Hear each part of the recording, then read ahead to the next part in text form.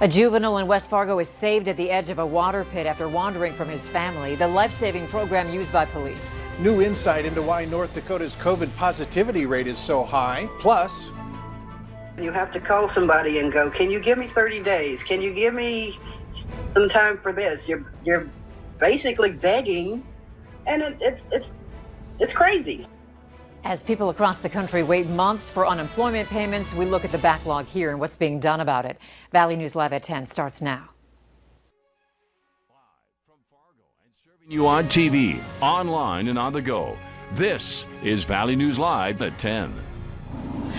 new at 10, a man is arrested late this afternoon after smashing the front windshield of one of our Valley News Live vehicles. The incident happened a few minutes before 4 this afternoon along the intersection of 2nd Avenue and 28th Street North in Moorhead.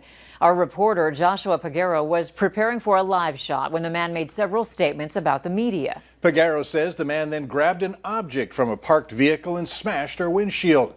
Valley News Live is planning to pursue criminal charges against him. When minutes matter and safety or even a life is on the line, West Fargo police can turn to Project Lifesaver. Valley News Team's Katie Opperly explains how it made the difference in the search for a juvenile who wandered from his mom. Anytime somebody goes missing, there's a critical hour when the first time the person goes missing, from the time they leave until the time they're found. Every hour afterwards, the likelihood of a safe recovery drops. And West Fargo police knew time was of the essence Monday night. A family member was going someplace, they got to the location, and the person took off. West Fargo police officers were called to an area near this intersection, 45th Street South and 32nd Avenue South in Fargo, to help look for a missing juvenile Monday evening.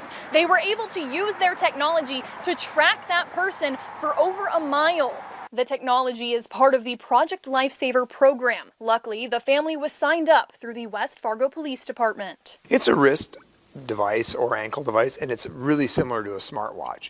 And it puts out two different signals. If your child or someone has a condition where they tend to wander off, like autism, Down syndrome, or dementia, this program allows authorities to find them more quickly. The minute that the call comes into the dispatch center can look up the name, see the alert, see the frequency that's on the transmitter that's on their wrist, simply just chirp as we get closer.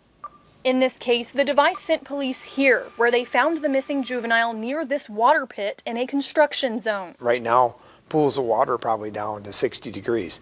Well, what I've learned is your body needs to be 98.7. Sergeant Stife says they were fortunate to find the person when they did, not hurt under such precarious situations, thanks to Project Lifesaver. In West Fargo, Katie Opperly, Valley News Live. Sergeant Stife says if you have someone in your home who is prone to wandering, don't wait to sign up. Call your local law enforcement or North Dakota 211 to learn where to get the resources in your area.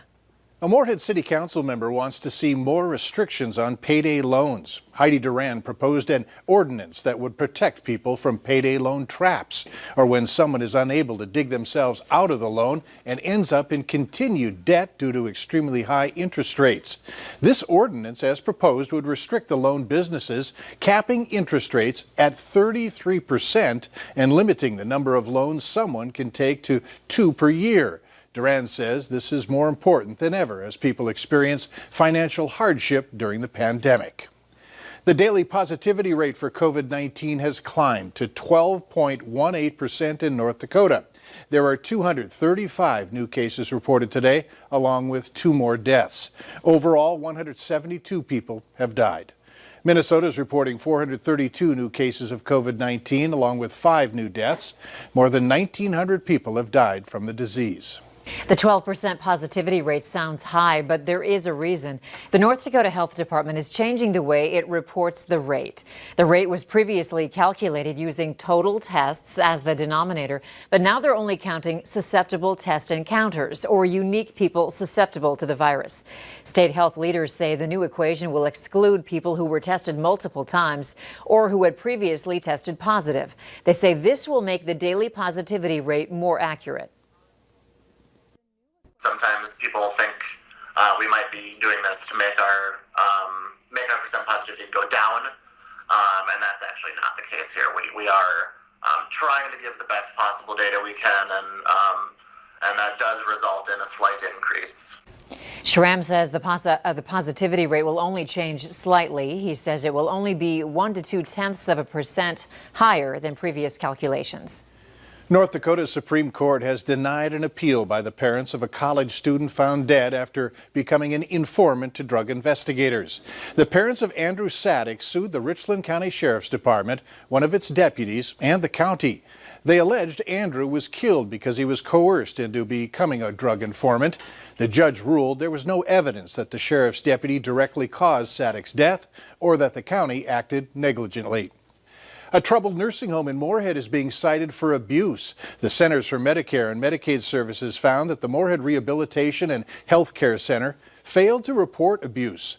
2 residents reportedly got into a verbal altercation last November over a loud TV. One of them alleged emotional and mental abuse, and an investigation uncovered that an employee did not report the incident immediately, violating federal policy. As a profession, we don't hide behind, this didn't happen. If it did happen and if it was substantiated, they need to work on that. Moorhead Rehab is under the Special Facility Focus Program, which provides increased federal oversight to troubled nursing homes. The nursing home said in a statement that it continues to provide the best possible care for residents and keeping its community safe amid the ongoing pandemic. A mother is warning drivers to watch out for the bus after someone flew past a bus that was stopped as children were exiting. Becky Lavoie lives on 1st Street and 13th Avenue North in Fargo and says a Jeep Renegade came close to hitting her daughter and another classmate. My mind was just, oh my God, where is my daughter? Juliana and her friend did get off the bus, but luckily hadn't crossed the street yet. Police say if you don't stop for a school bus when it has the lights on and armed down, it could cost you $100. Technology is helping people behind bars stay in communication with their families and help to keep everyone safe from COVID-19.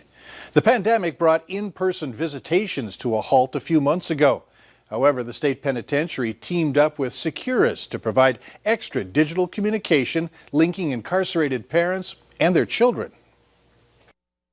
These individuals are part of our communities. They're part of us. They're going to be coming back. We want them to have healthy, vibrant relationships while they're incarcerated, so that way those relationships can continue when they return to our communities.